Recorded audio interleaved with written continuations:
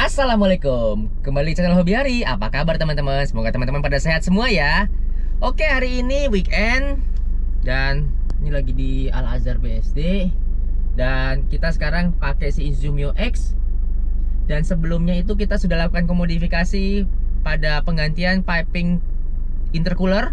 Dari sebelumnya bahan karet menjadi bahan pipa. Kemudian kita mengganti downpipe dan front pipe yang sebelumnya ukurannya 2 inci menjadi 2,5 inci tanpa reson. Dan setelah mobilnya aku coba pakai selama beberapa hari, ini secara tenaga mobilnya lebih enak, lebih responsif. Cuman apakah dengan melakukan modifikasi tersebut konsumsi solarnya menjadi lebih irit atau sebaliknya teman-teman? Nah, di video kali ini kita coba buktikan. Aku akan coba full tankkan kembali tangki solarnya si Mio X ini. Tapi dengan kondisi sekarang ini aku sudah berapa ribu kilo, belum 5.000, tapi pakai solar non subsidi. Jadi supaya bisa sama dengan apa yang ada diisi dalam tangki, kita akan isi BBM si Mio X ini dengan solar non subsidi. Kemudian kita coba jalan mungkin sejauh 100 kilo. Kemudian nanti kita isi lagi solarnya atau bahan bakarnya full tank, sehingga bisa didapat berapa konsumsi bahan bakar si Isuzu Mio X ini setelah dilakukan modifikasi pada piping intercooler dan penggantian pada downpipe dan front pipe di exhaust system. Oke teman-teman, sekarang ini kondisi solarnya krisis seperempat. Nanti kita coba isi full tank di SPBU. Oke teman-teman, jadi bagaimana percobaanku hari ini? Simak terus video ini sampai selesai ya. A few moments later.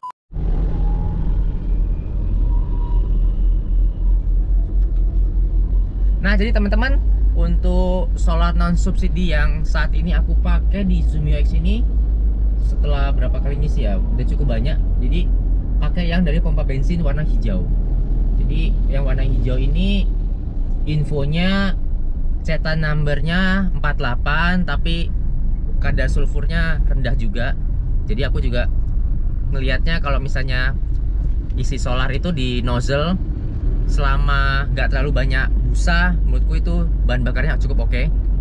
Dan kali ini aku juga ngisi solarnya BBM-nya tanpa menggunakan aditif. Jadi murni bahan bakar yang ada di SPBU langsung masuk ke dalam mesin tanpa menambah cairan apapun. Kalau sebelumnya kan pakai biosolar kan pasti aku tambahkan aditif ya, supaya tidak ada kotoran atau mengurai air atau mengurangi sludge yang ada di dalam tangki. Tapi karena ini kita sudah masuk 3.000 kilo pakai non subsidi, ya insya Allah tangkinya juga masih tetap bersih. Dan mungkin nanti di next videonya atau next konten beberapa kali lagi ke depannya, kita coba cek bagaimana kondisi filter solarnya setelah menggunakan BBM non subsidi selama 5.000 km pemakaian. Oke, kita sekarang menuju ke SPBU-nya ya.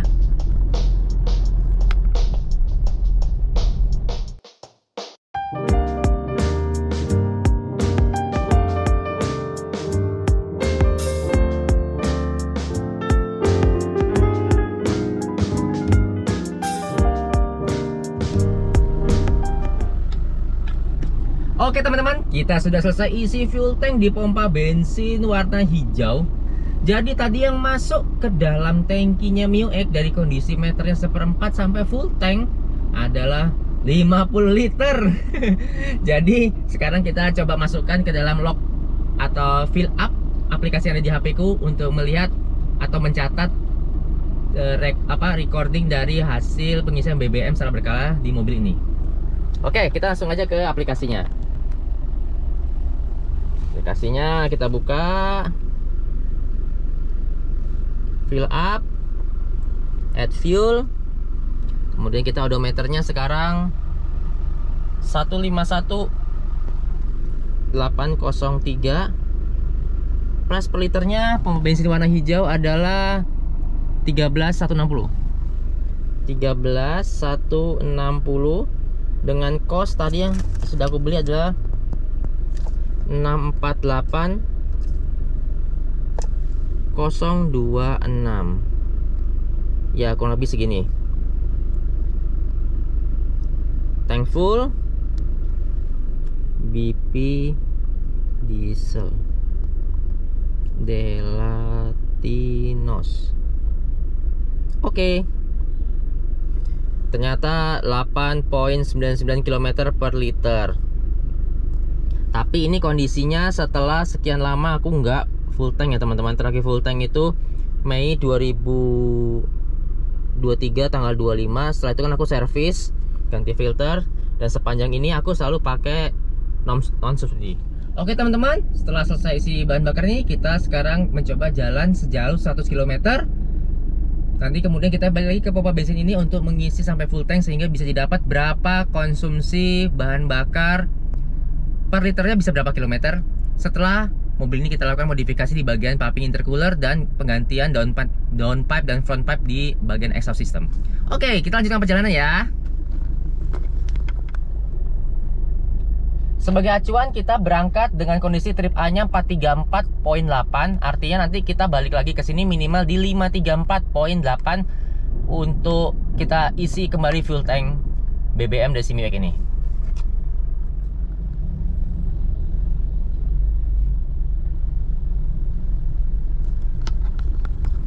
Baru keluar pompa bensin sudah dikasih kemacetan, artinya uji coba konsumsi bahan bakar kali ini kita pakai rutenya kombinasi teman-teman. Jadi ya ada macet juga, ada tolnya juga. Dan aku yakin kalau di weekend begini tol itu juga nggak terlalu lancar, pasti ada macetnya juga. Jadi bisa menggambarkan kondisi traffic yang ada di Jakarta.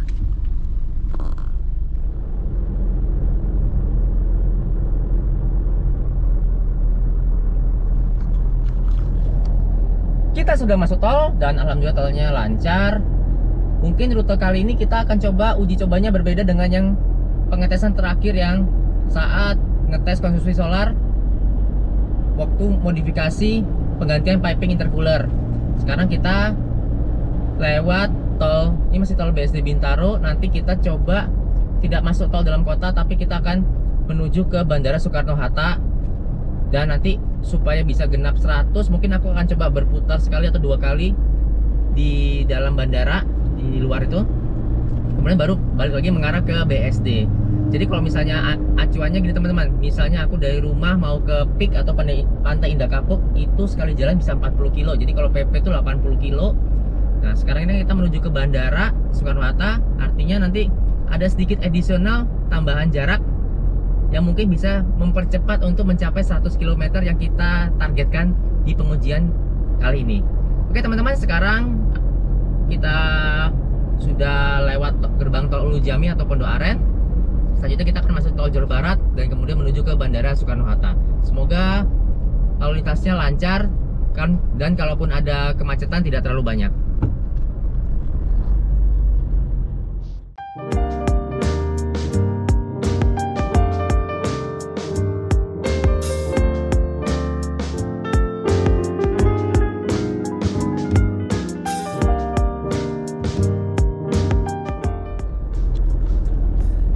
Kita sudah masuk tol Johor Barat menuju arah Soekarno-Hatta atau Cengkareng.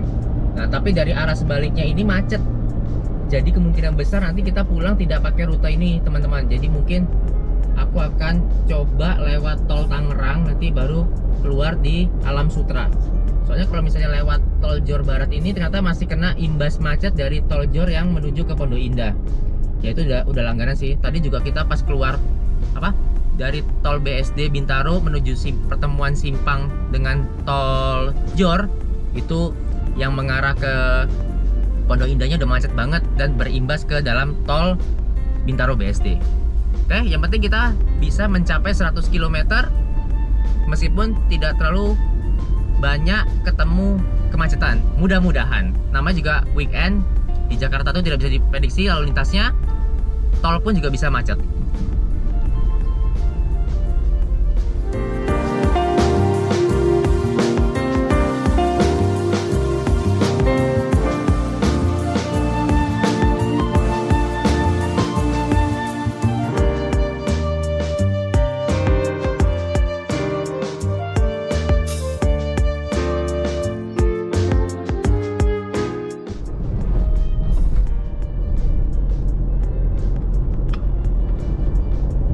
teman-teman, kita sudah sampai di Bandara Soekarno-Hatta, di jalan rayanya di luarnya itu.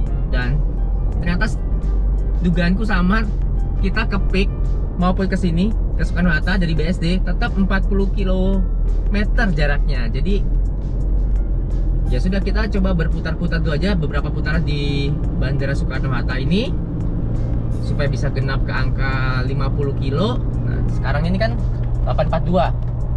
Tadi kita berangkat posisinya di 803. Jadi supaya bisa genap 100, kita coba berputar-putar dulu sebentar di Bandara Soekarno-Hatta, jalan rayanya ini.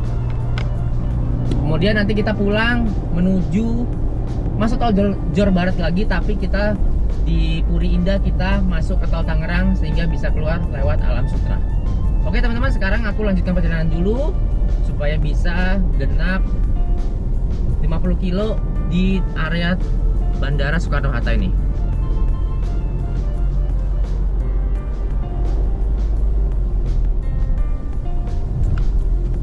Yes teman-teman, kita sudah selesai berputar-putar di Bandara Soekarno-Hatta. Jadi tadi 2 kali muter sampai Terminal 12, sampai posisi yang putar balik yang menuju arah Jakarta. Dan yang terakhir kita masuk ke Terminal 3 kedatangan.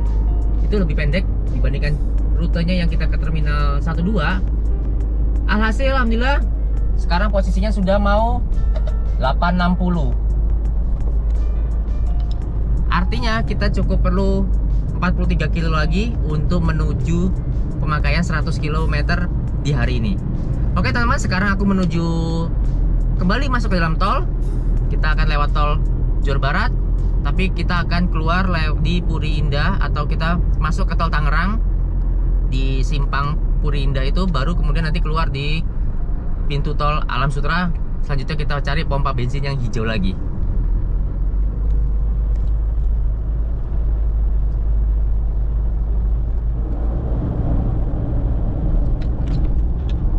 Teman-teman, kita sudah di tol Johor Barat, arah pulang. Sekarang kondisinya lintasnya lancar. Dan tadi aku lupa ngasih tahu bagaimana metode mengemudi atau gaya mengemudinya. Kita patok RPM tidak lebih dari 2000 dengan kecepatan di 80-90 kpj, maksimal 100 km per jam. Sehingga metode pengujiannya sama seperti yang sebelumnya. Cuma yang sebelumnya kan pakai cruise control. Cuman kali ini kita nggak bisa pakai cruise control karena memang jalannya tidak terlalu lancar dan banyak tersendat-sendat. Oke teman-teman, kita lanjutkan perjalanan. Sekarang kita menuju ke tol Tangerang dan keluar di Alam Sutera.